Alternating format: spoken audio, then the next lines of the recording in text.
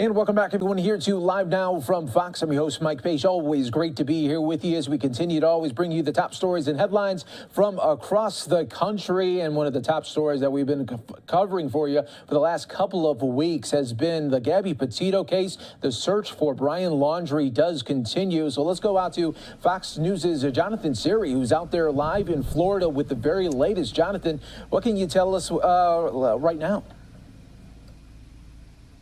Hi there, Mike. Well, the big news of the day is that the Moab Police Department out in Utah released a second round of body cam footage. This is from a second officer who was on the scene, who responded to that August 12 incident in which they received a call that that Brian Laundrie was physically attacking Gabby Petito. Now, in that body cam footage from the Moab Police Department, when the officer is talking with Gabby, you see her initially acknowledge that she had suffered some minor injuries at the hands of Brian, but then quickly assumes the blame for their argument, saying that she started it, that she hit him. And as the conversations go on, the two of them, in completely separate interviews, Gabby and Brian, suggest that Brian's role in the physical altercation was merely defensive, that he was trying to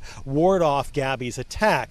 Now, this creates a sticky situation for the officers because in Utah, there is a mandatory arrest law for domestic violence. And so the officers thought that they had no choice but to arrest the person responsible for this fight.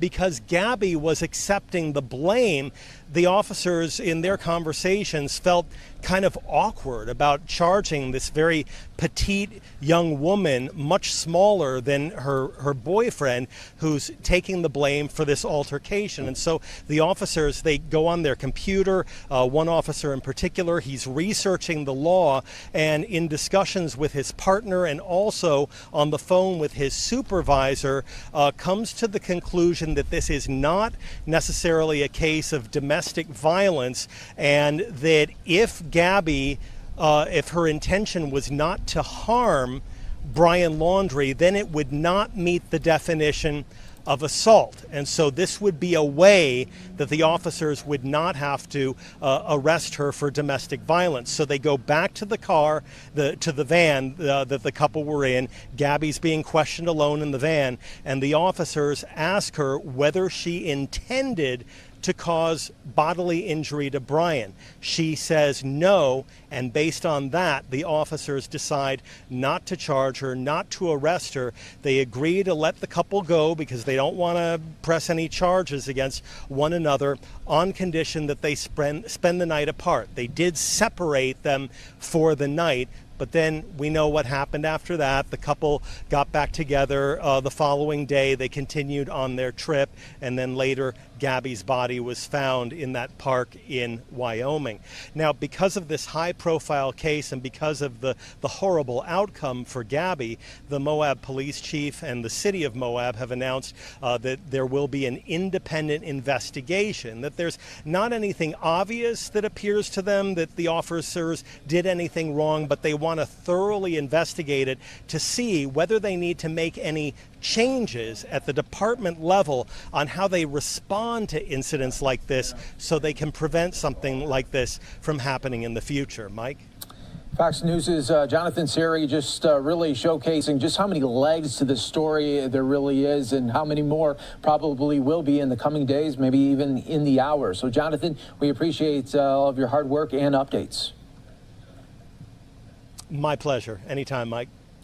And we continue on right here on Live Now from Fox. We do have some other news coming out of Dog the Bounty Hunter's team right now. The team is saying that the family has added $10,000 to the reward monies for information leading to Brian's arrest. And also, as an example of Dog's cooperation with law enforcement, a plainclothes officer is embedded with the search team today, and no other details are available on that. Dog has also received a tip that placed Brian's sister, Cassie, in Fort DeSoto on September 6th, which seemingly contradicts her previous statement. The information was immediately given to law enforcement this morning. It has been corroborate it, and no further details are available. But it just, once again, just shows you how many legs here to this story continues as the active search for Brian Laundrie does continue, everyone. You're watching live now from Fox. We're going to slide away for another quick 2-minute break.